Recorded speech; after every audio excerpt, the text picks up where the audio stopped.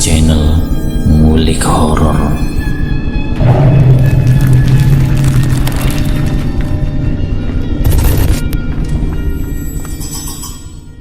Assalamualaikum warahmatullahi wabarakatuh.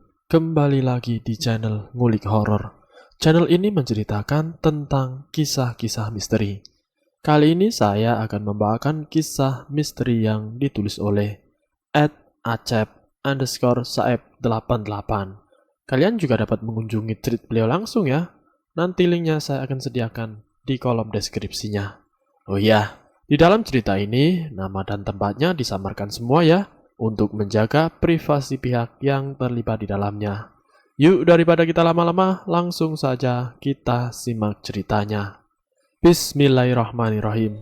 Kali ini saya akan membawakan kisah misteri yang berjudul Pasukan Sirah Domba. Mereka muncul dari balik gelapnya sebuah kebun misterius. Sepasukan makhluk halus yang haus darah muncul meneror desa.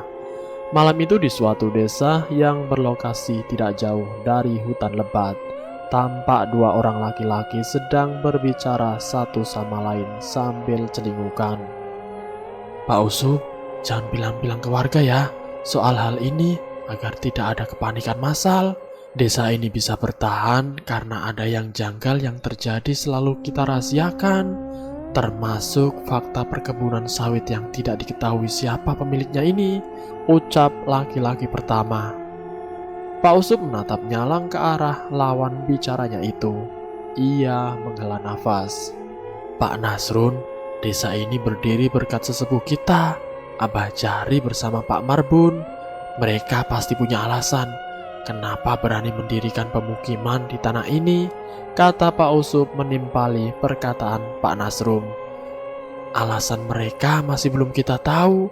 Biasanya orang lain tidak akan berani membuka lahan dekat dengan wilayah-wilayah angker, apalagi membangun pemukiman di atasnya, tutur Pak Nasrun sembari menengok ke arah sebatang pohon sawit. Pak Usub turut melihat ke arah pohon tersebut. Ia pun terperanjat saat melihat sesuatu berdiri di depan tanaman itu. Astaga, apa itu Pak? Pekik Pak Usub kaget. Sementara Pak Nasrun tampaknya tidak kaget dengan munculnya sosok asing itu. Kita sebaiknya pergi Pak. Ia adalah salah satu dari mereka. Ia tidak akan menyerang kecuali kita mengusiknya, tukas Pak Nasrun seraya berlalu diikuti Pak Usub. Penampakan sesosok mirip manusia namun memiliki tanduk domba di kepalanya terlihat menyeringai. Melihat ke arah kepergian Pak Usub dan Pak Nasrun, ia mendesis sembari kedua matanya yang menyala merah melotot. Manusia, aku datang. Pagi itu desa tersebut kedatangan 3 orang bidan yang akan bertugas di puskesmas setempat. Mereka bertiga baru di desa tersebut. Warga desa pun menyediakan tempat untuk tinggal bagi ketiganya, setidaknya selama mereka bertugas di desa itu. Selamat datang di desa Cikahuripan, Neng Laila, Neng Rina, dan Neng Dita. Semoga betah ya, ucap Pak Dodi yang merupakan kades desa tersebut. Terima kasih Pak Kades. Kalau boleh tahu lokasi puskesmasnya di mana ya Pak? Tukas Dita sambil menatap Pak Dodi. Puskesmasnya di sebelah sana Neng, dekat dengan perkebunan sawit. Pak Dodi menunjuk ke arah ujung jalan. Tidak kelihatan Pak, di sana cuma ada rumah-rumah warga, tukas Laila sambil mengikuti pandangan Pak Dodi. Pak Dodi menggaruk kepalanya. Neng nanti akan menemukan puskesmasnya jika mengikuti jalan ini hingga melewati rumah-rumah warga yang di ujung sana, katanya. Jadi Pak Kades tidak mau mengantar kami nih. Baiklah, cukup tahu ya, ucap Laila membuat Pak Dodi tercengang. Laila, maafin kelakuan teman saya Pak Kades. Dia orangnya kadang-kadang suka sedeng, rada-rada gitu, kata Rina sambil menatap gusar ke arah Laila. Tidak apa-apa Neng Rina, sekarang saya jadi tahu kalau Neng Laila suka bercanda, tukas Pak Dodi. Kalau begitu, saya antar kalian ke puskesmasnya ya. Pak Usup juga akan ikut bersama kita." Pak Dodi bersama Dita dan kawan-kawan berjalan melalui jalan desa menuju puskesmas. Bersama mereka turut serta Pak Usup yang tampak sesekali menoleh ke belakang. Ia melihat ke arah Pak Nasrun yang sedang berdiri di depan balai desa, sambil menggerak-gerakkan kedua tangan seperti sedang memberi isyarat. Tidak lama mereka pun tiba di depan puskesmas desa. Puskesmas terletak di pinggir jalan desa bersama dengan pepohonan sawit. Jarak puskesmas dengan pemukiman warga mencapai sekitar 500 meter. Otomatis untuk mencapai puskesmas harus berjalan cukup jauh. Sementara di desa jarang sekali ada kendaraan bermotor, baik roda 2 maupun roda 4. Sesampainya di depan puskesmas, mereka berdiri cukup lama sambil sesekali saling pandang seperti sedang merasa gamang. Puskesmas ini berhantu. Pasti setiap malam ada kuntilanak di kamar sebelah kanan yang pertama, ucap Laila membuat semuanya tercengang. "Jangan ngawur lah, kalau begini bisa-bisa aku tidak jadi tugas di sini," serga Rina dengan gusar. Pak Dodi terkekeh mendengar perkataan Laila. "Jangan mengada-ngada, Neng. Hantu yang Neng takuti tidak pernah ada di sini. Jangan berasumsi yang tidak-tidak," ucapnya.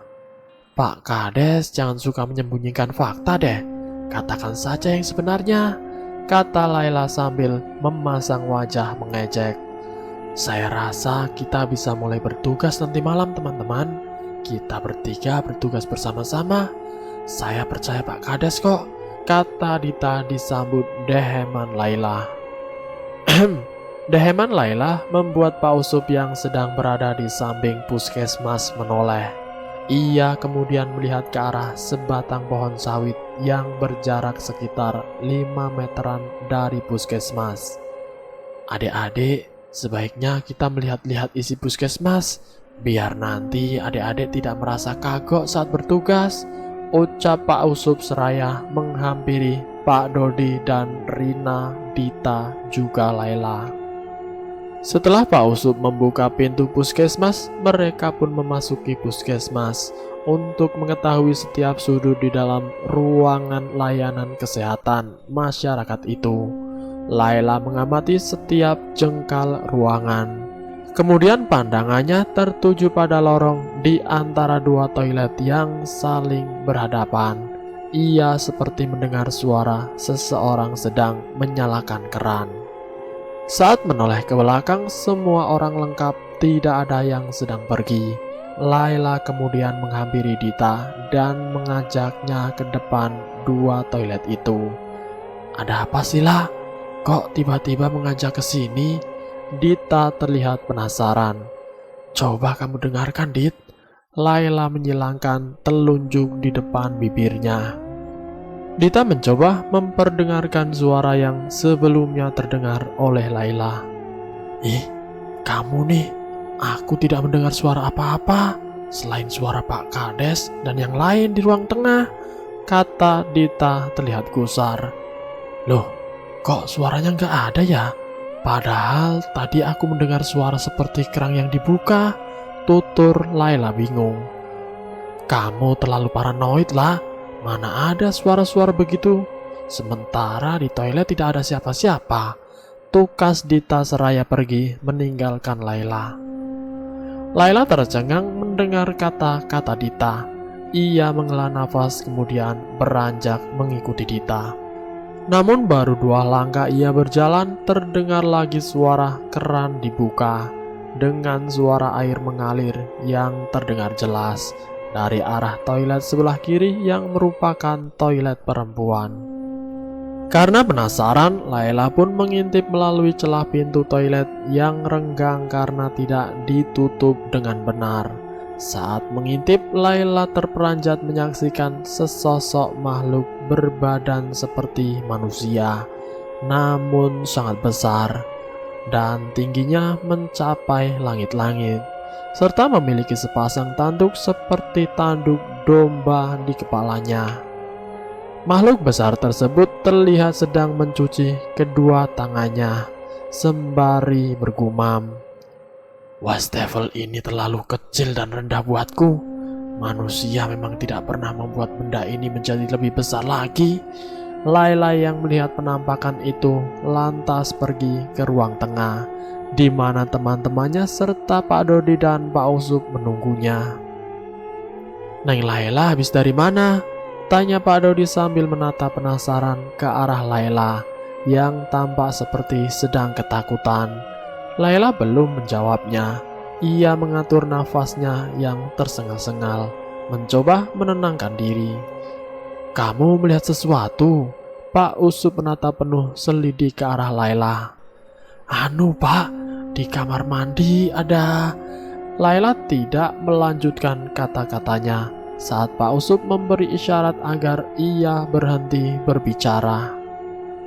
Tentu saja yang lain dibuat penasaran oleh tingkah Layla dan Pak Usup. "Ada apa sih lah? Kamu melihat apa di toilet?" tanya Rina penasaran. "Pasti suara keran lagi. Kamu masih saja paranoid lah. Itu kan sudah lama dan juga bukan di sini," kata Dita sambil menatap gusar ke arah Layla. Pak Dodi lalu mencoba menenangkan suasana. Ia paham betul jika di desa yang dipimpinnya selalu saja ada hal ganjil yang terjadi. "Mungkin sebaiknya kita mengantar adik-adik ini ke rumah yang akan menjadi tempat tinggal mereka selama bertugas di sini, Pak Usup. Apapun yang terjadi, beritahu kami adik-adik," ujar Pak Dodi sambil mengedarkan pandangannya ke semua orang. Pak Usup mengangguk setuju. "Mari adik-adik," ucapnya. Dita bersama teman-teman pun mengikuti Pak Dodi dan Pak Usup menuju rumah yang telah disediakan untuk mereka menetap. Rumah tersebut berada di belakang rumah-rumah warga. Setelah berbelok dari jalan desa ke gang kecil di antara rumah-rumah.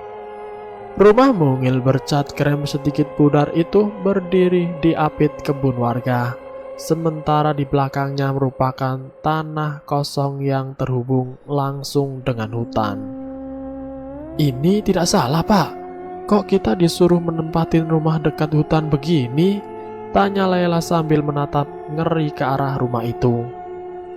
"Ya elah lah, memangnya kamu mau tinggal di rumah yang seperti apa? Pak Kades kan sudah pernah bilang bahwa tidak ada lagi rumah kosong di desa ini," kata Dita sambil menatap gusar ke arah Layla. "Begini Neng Layla, rumah ini satu-satunya yang lokasinya mudah untuk mengakses jalan desa menuju puskesmas. Sebenarnya ada rumah kosong lain, tapi lokasinya terlalu dekat dengan tanah yang dianggap angker oleh warga. Lokasinya yang terlalu dekat dengan tanah angker itulah yang membuat rumah itu dikosongkan pemiliknya," papar Pak Dodi. "Tanah itu bisa disebut sebagai tanah pengorbanan. Kami menyebutnya demikian," timpal Pak Usup. Layla tercenung kemudian menatap ke arah Dita dan Rina bergantian. "Baiklah, tempat ini lebih baik, tapi kami ingin Pak Kades berjanji. Tolong jika di kemudian hari salah satu dari kami kenapa-kenapa, Pak Kades harus bertanggung jawab," ucap Layla membuat semuanya tertegun. Dita yang mendengar kata-kata Layla lantas menarik tangan temannya itu dan membawanya ke samping rumah. "Layla, kamu apa-apaan sih? Mau so indigo? Kita di sini mau mengabdi. Kamu kok percaya banget sih sama tahayul? Sumpah, aku udah habis pikir dengan orang-orang seperti kamu yang selalu bilang pernah melihat hantu lah, penampakan apaan itulah. Kau tahu gak? Aku tidak pernah percaya yang begituan. Aku lebih percaya mereka yang mengaku pernah melihat hantu adalah orang-orang yang memiliki kelainan jiwa." Panjang sekali kata-kata sengit yang dilontarkan Dita. Layla pun menggeleng-gelengkan kepala karena ucapan temannya yang terkesan tidak mempercayai hal gaib. "Dit, aku hanya berusaha berhati-hati supaya kita tidak terkena masalah. karena menyepelekan kata-kata orang yang bisa melihat makhluk tak kasat mata itu. Ingat, Dit, kita hidup tidak sendirian. Makhluk gaib itu nyata adanya. Jangan sepelekan itu, atau kita akan kena masalah, kata Layla sambil menatap miris ke arah Dita. Aku percaya makhluk gaib itu ada, tapi aku tidak percaya mereka bisa membahayakan kita. Jangankan membahayakan, menyentuh kita pun mereka tidak bisa lah. Jangan karena kepercayaanmu yang berlebihan bikin kamu menjadi tidak punya tata krama dengan orang yang lebih tua dari kita. Tukas Dita memelankan intonasi suaranya. Rina terlihat muncul bersama Pak Dodi. Kalian sedang membicarakan apa sih? Kayaknya serius banget, ucapnya ke Dita dan Layla. Maafin teman saya, Pak Kades. Dia memang terkadang suka berbicara yang aneh-aneh. Mungkin karena dia sedikit indigo, kata Dita. Layla mendelik ke arah Dita. Terpancar kemarahan dari wajahnya yang kini memerah. Ia merasa seperti sedang disepelekan oleh temannya tersebut. Ia pun hampir buta pikirannya, ingin melabrak Dita yang dianggapnya sudah keterlaluan. Rina yang melihat raut wajah Layla lantas menghampiri sahabatnya itu, kemudian menenangkannya. Sabarlah. Memang tidak semua orang bisa memaklumi keadaan kita. Banyak-banyak bersabarlah, bisiknya ke telinga Layla yang terlindungi kerudung berwarna putih. Pak Dodi seolah dapat menebak apa yang sedang dipikirkan Layla. Ia pun berujar. Saya bisa memaklumi apa yang kamu khawatirkan, Nak. Saya siap bertanggung jawab jika terjadi suatu hal yang tidak diinginkan pada kalian. Saya percaya dengan adanya makhluk-makhluk gaib yang hidup berdampingan dengan kita. Saya pun pernah menyaksikan sendiri penampakan beberapa di antara mereka. Lalu Dita tercengang mendengar penuturan Pak Dodi. Ia menggelengkan kepala. Ia kemudian menatap ke arah Rina dan Layla bergantian. Sekarang kita bisa menempati rumah ini, suka ataupun tidak. Jangan banyak menuntut, karena itu sangat egois, kata Dita kemudian menghampiri Pak Usup yang selesai membuka pintu rumah.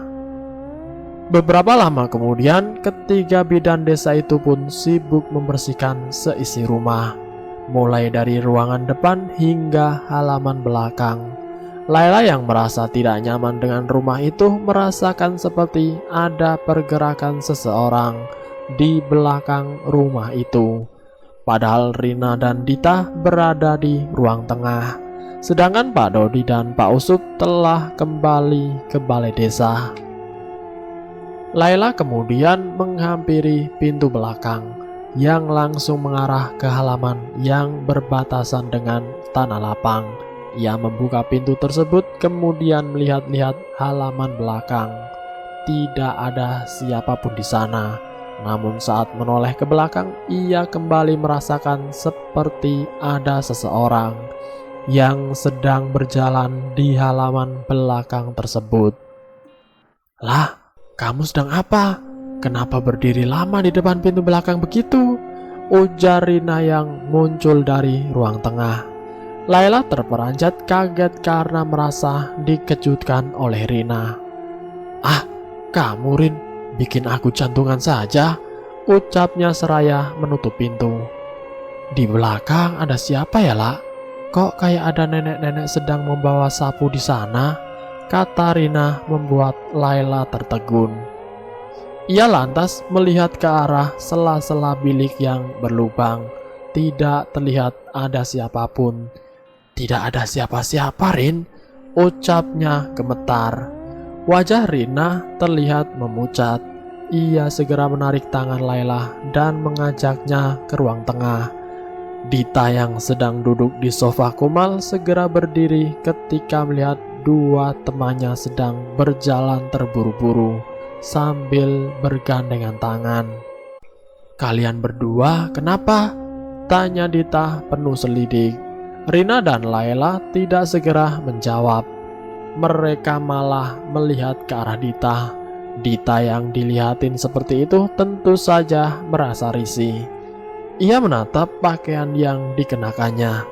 Memang bukan pakaian yang sopan karena menampilkan auratnya. Namun ia yakin bukan itu yang membuat kedua temannya melongo, karena ia sering berpakaian seperti itu di depan mereka berdua. Laila tidak berkedip menatap ke arah Dita. Ia mulai membaca doa-doa dalam hati, serta membaca ayat suci Al-Quran. Kenapa ia melakukannya? Karena ia melihat sesosok nenek-nenek sedang menyeringai di belakang Dita. Sesosok nenek tersebut memiliki sepasang mata yang menghitam menyatu dengan kelopaknya. Nenek itu mengenakan kain batik dan kebaya batik berwarna oranye. Sosok nenek itu terlihat tidak memijak bumi. Bagaimanapun nenek tersebut pasti bukan manusia. Sedangkan Rina dengan sigap menyambar tangan Dita dan menariknya. Di saat itu pula sosok nenek tersebut menghilang. "Rin, kamu apa-apaan sih? Lepasin!" Pekik Dita merasa ngeri karena pegangan Rina membuatnya merasa aneh. Rina pun melepaskan pegangannya. Ia mengedarkan pandangannya kemudian menghela nafas. "Tadi itu mengerikan," ucap Laila seraya mengempaskan badan ke sofa. Waktu terus beranjak. Sore pun tiba di mana ketiga bidan itu telah lengkap dengan seragam dan perlengkapan masing-masing di puskesmas.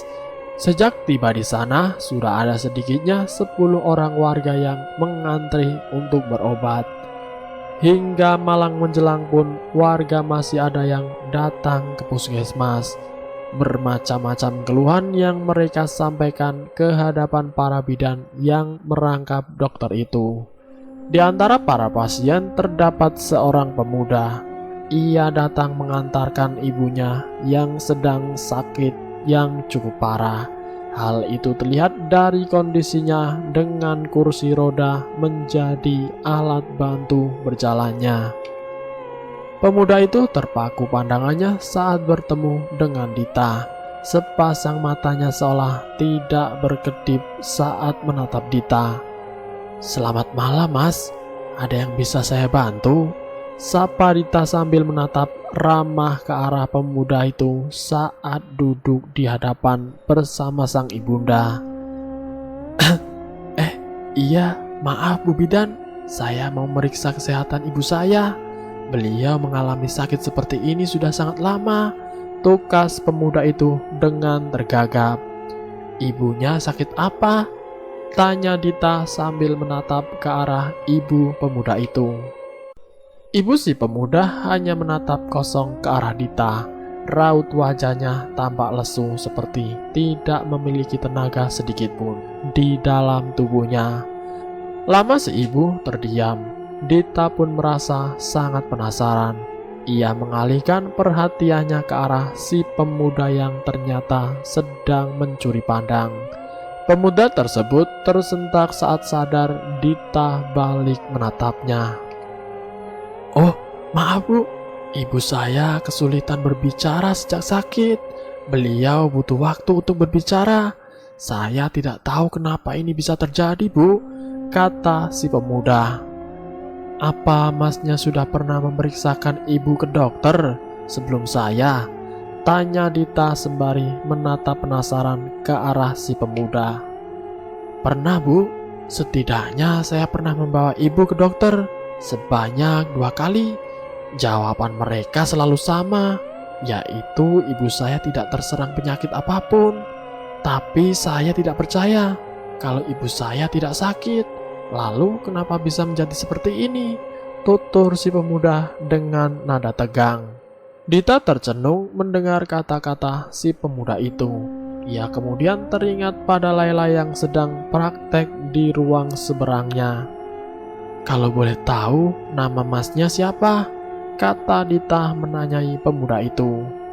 "Nama saya Raman Sanjaya, panggil saja Raman," Ini ibu saya, Ibu Rini Asih.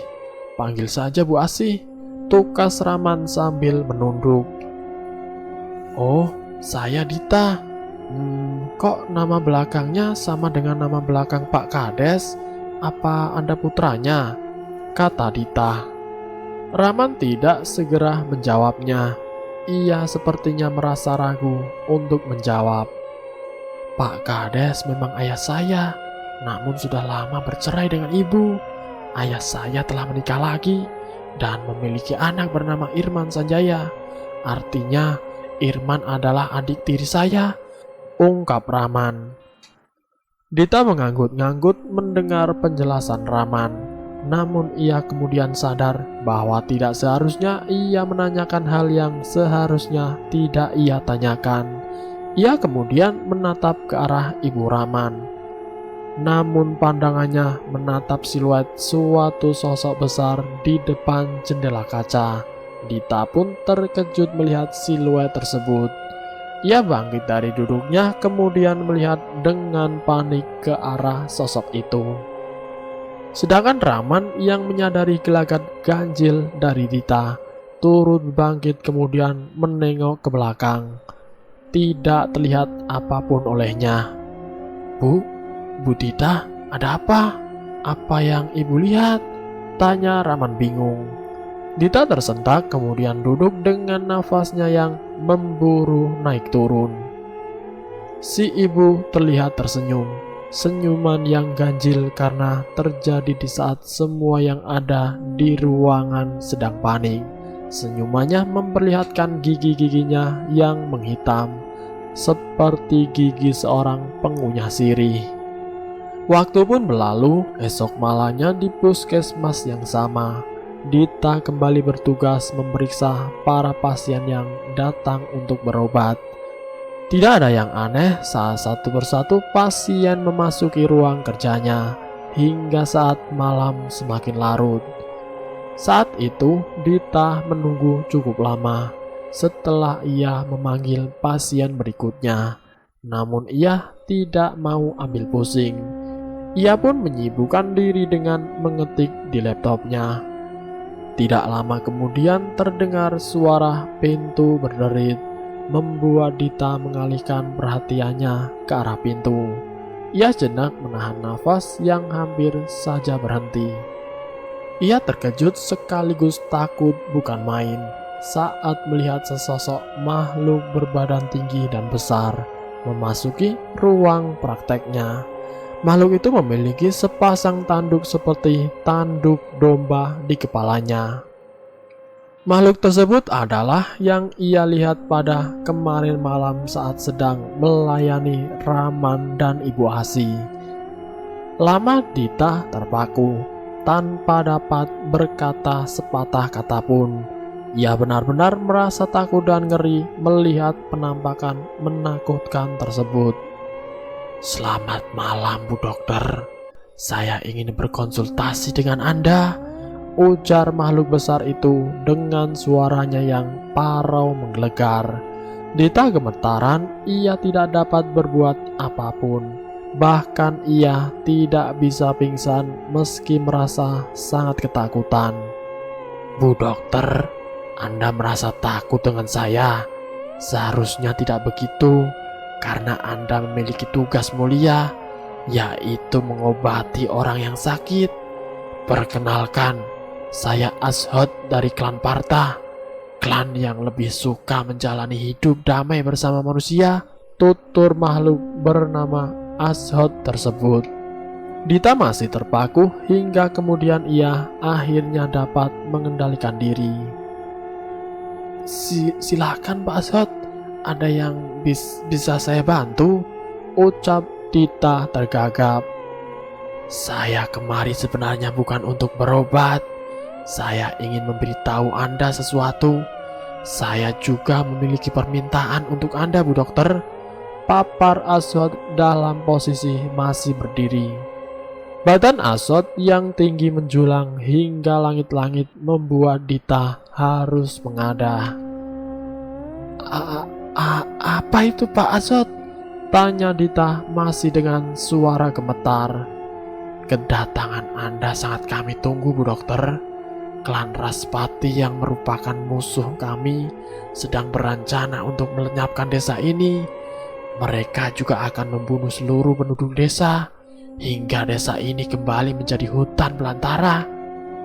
Kami dari klan Parta tidak akan membiarkan hal itu, karena bagi kami memerangi manusia sangat tidak dibenarkan, apalagi memerangi manusia-manusia berbaik hati seperti mayoritas warga desa ini, tutur Azot. Sudah cukup para manusia membunuh sesama atas dasar perbedaan prinsip. Jangan sampai mereka menjadi seperti kami, klan Parta yang sekarang hanya tersisa 4 orang. Apa hubungannya dengan saya? Tanya Dita. Azot tidak langsung menjawabnya. Ia tampak celingukan dengan cemas. Celaka, aku harus pergi. Nanti saya akan kembali menemui Anda, Bu Dokter, ucap Azot yang secara mendadak ia keluar dengan terburu-buru. Setelah Azot benar-benar keluar dari puskesmas, Dita langsung berlari ke ruangan praktek Laila. Tanpa basa-basi ia membeberkan apa yang baru saja dialaminya. Laila mengucapkan kalimat tasbih Subhanallah setelah mendengar pemaparan Dita. Dita pun terkejut saat menyadari respon Laila yang biasa-biasa saja, seolah apa yang ia alami adalah sesuatu yang biasa. Ia juga merasa heran karena Laila tidak menyangkalnya. Lah, kamu kok seperti tidak merasa aneh dengan apa yang baru aku alami? Makhluk itu benar-benar ada, kata Dita dengan nada panik. Iya, aku tahu Dit, apa yang kamu lihat. Aku juga sudah pernah melihatnya, tukas Laila sembari menatap ke arah Dita. Apa? Kamu melihatnya di mana? Apa dia sempat berkenalan denganmu? Tanya Dita membuat Laila tercengang. Apa maksudmu? Berkenalan denganku? Tanya Laila bingung. Jadi dia tidak menemuimu, ucap Dita setengah bergumam. Malam semakin larut saja. Ketiga bidan tersebut malam ini harus tetap berjaga di puskesmas karena khawatir ada pasien yang datang malam-malam. Sembari berjaga itu, Dita berkumpul bersama Rina dan Laila di ruang prakteknya sendiri. Pak Husen sudah pulang kan? Tanya Dita sambil menatap ke arah Rina dan Laila bergantian. Iya Dit, memangnya kenapa? Tukas Rina sambil menatap Dita penasaran. Dita kemudian menceritakan kembali apa yang ia alami beberapa waktu lalu, sambil menunjuk lokasi di mana Azot sebenarnya berada. Ih, kamu tidak lari Dit? Tanya Rina dengan perasaan ngeri. Aku tidak mungkin bisa keluar dari situ. Dia berdiri tepat di situ, depan pintu. Jadi ngehalangin aku untuk keluar. Dita menunjuk-nunjuk pada area depan pintu ruangannya itu. Aduh, mana dia akan kembali lagi?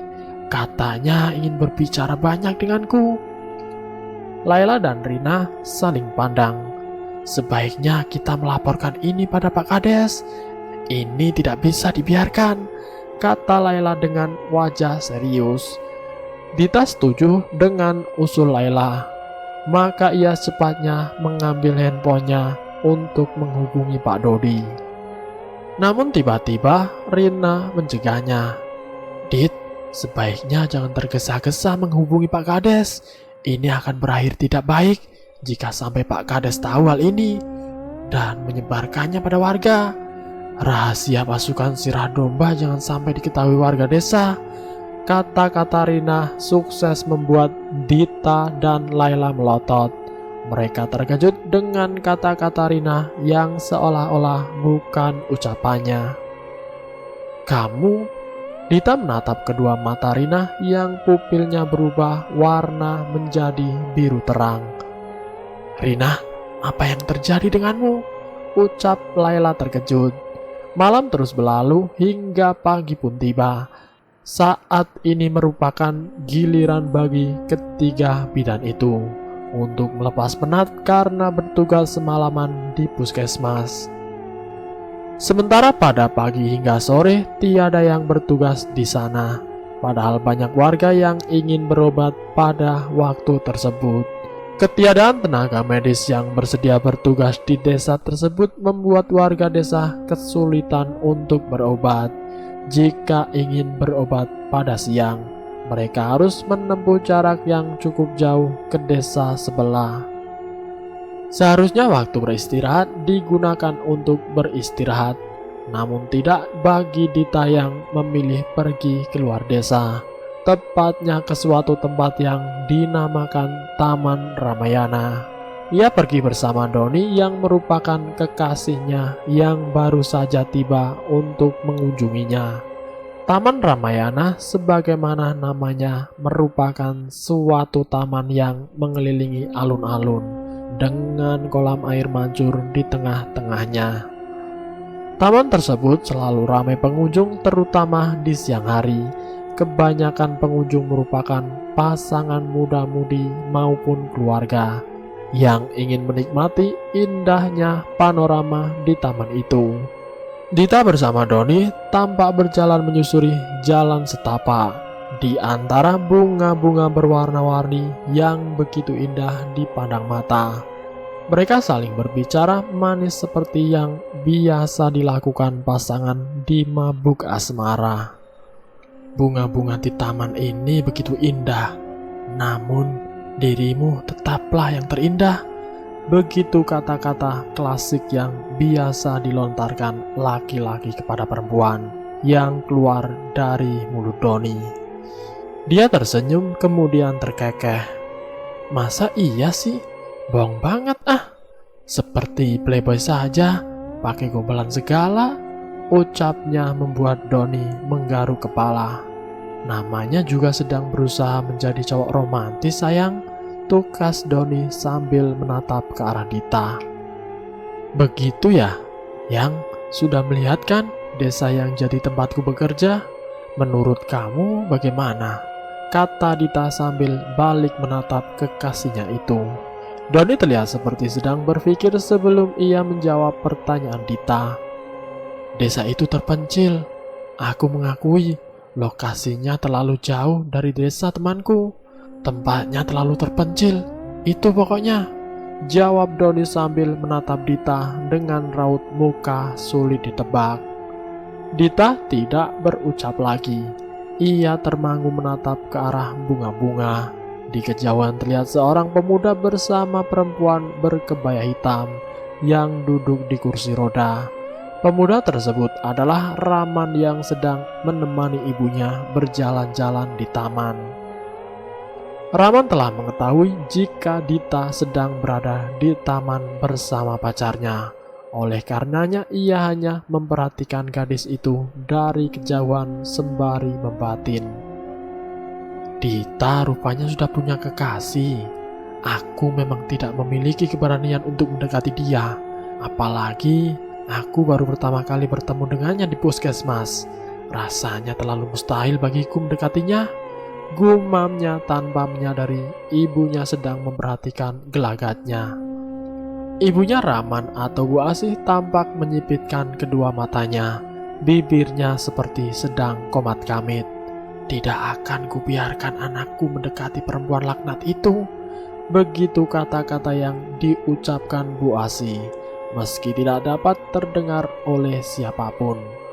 Sementara Dita yang masih terpaku pada setangkai bunga berwarna biru muda, menghela nafas saat tahu ada sesuatu di bunga tersebut. Kau masih mengingatku, Bu Dokter? Suatu suara parau muncul dari bunga tersebut. Kau, ucap Dita membuat Doni terheran-heran. Sayang, kamu bicara apa? Doni menatap bingung ke arah Dita. Oh, tidak apa-apa sayang. Tadi aku sedikit gelindur, jawab Dita sembari tergagap. Mungkin kamu kecapean karena tugas semalaman sayang. Sebaiknya kita pulang, biar kamu bisa istirahat, kata Doni mengajukan saran. Dita menggeleng. "Aku ingin buang air kecil sayang, kamu tunggu di sini saja ya," ucapnya seraya berlalu diikuti tatapan heran Doni. Sesampainya di depan toilet, Dita tidak lantas masuk. Ia melipir ke belakang unit toilet itu, kemudian mendapati seekor bunglon berwarna biru muda sedang menempel di dinding belakang toilet yang memiliki warna yang sama. "Jadi kamu menemuiku di sini?" Dita menatap bunglon itu dengan gusor. Bunglon itu menggerakkan ekornya kemudian berbicara layaknya manusia. "Kau harus berhati-hati dengan perempuan lumpuh itu, Bu Dokter. Kasihan pemuda itu, memiliki ibu setengah setan. Perempuan itu adalah pengabdi Wawagor, iblis yang menjadi dewa bagi klan Raspati," tutur bunglon atau Asot yang sedang menyamar itu. Dia lantas teringat dengan Rahman yang waktu itu datang untuk memperiksakan ibunya.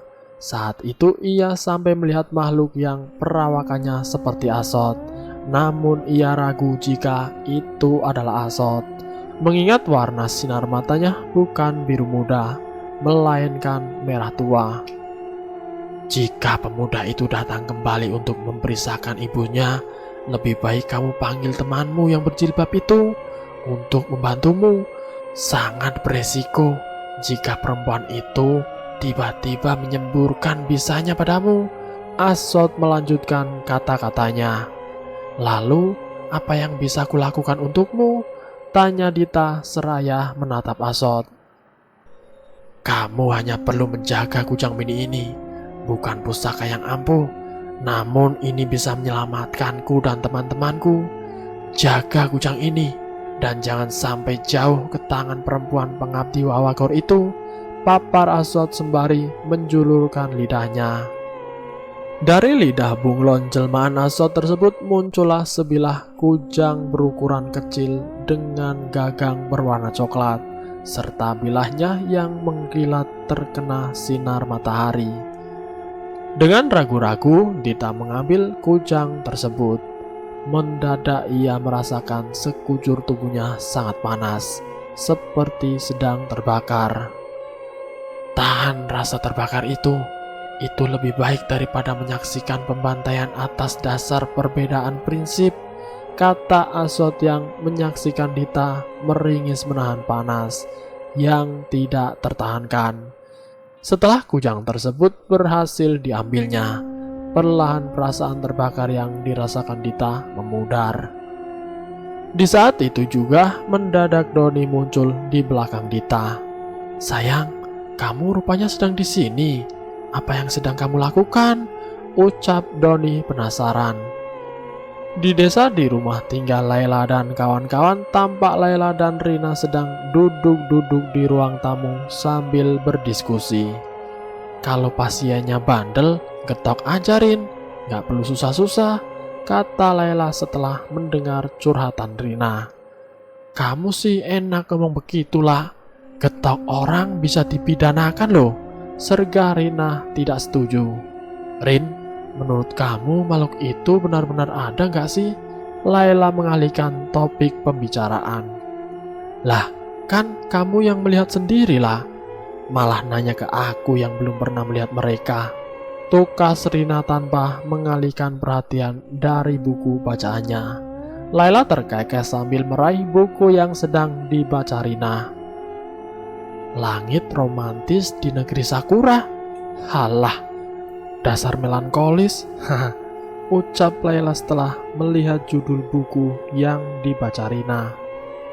"Lah, Dita kok belum pulang juga ya? Sudah jam 5, dia masih saja kelayapan di luar," kata Rina tanpa memperdulikan ledekan Laila. "Kan dia pergi sama Doni, Rin. Kenapa juga harus dipertanyakan dia jam segini belum pulang?" tukas Laila. Klodrak! Terdengar suara benda jatuh dari arah dapur, membuat Rina dan Laila saling pandang. "Kucing kali, Rin? Di sini kan tidak ada siapa-siapa lagi selain kita berdua," kata Laila mencoba menepis kepenasaran. Suara benda jatuh kemudian terdengar membuat keduanya bangkit dari duduk. Aku ingin tahu benda apa yang jatuh di dapur, lah. Seingatku tidak ada barang yang kutaruh sembarangan di dapur, kata Rina seraya berlalu menuju dapur. Laila yang merasa bulu kuduknya merinding lantas mengikuti Rina setelah menaruh bukunya Rina di atas meja. Sesampainya di dapur, Rina dan Laila tidak menemukan benda apapun yang tergeletak di lantai. Mereka pun penasaran. Seperti biasa, Laila melongok melalui lubang pintu yang mengarah ke belakang. Ia melihat nenek-nenek yang waktu itu menampakkan diri di belakang Dita, sedang menyeringai ke arahnya.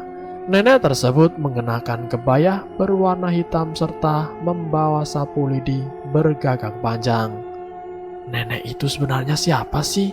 Kenapa selalu menampakkan diri di sekitar sini? Gumam Laila dengan perasaan tidak menentu. Rina terlihat ketakutan saat turut melihat keluar pintu.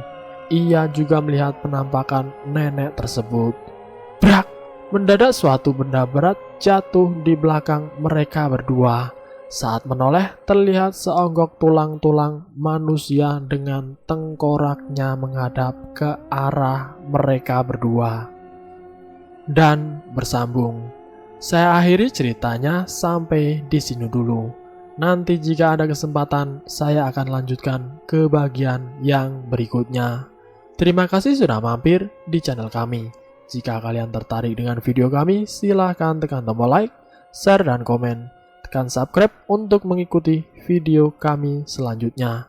Wassalamualaikum warahmatullahi wabarakatuh.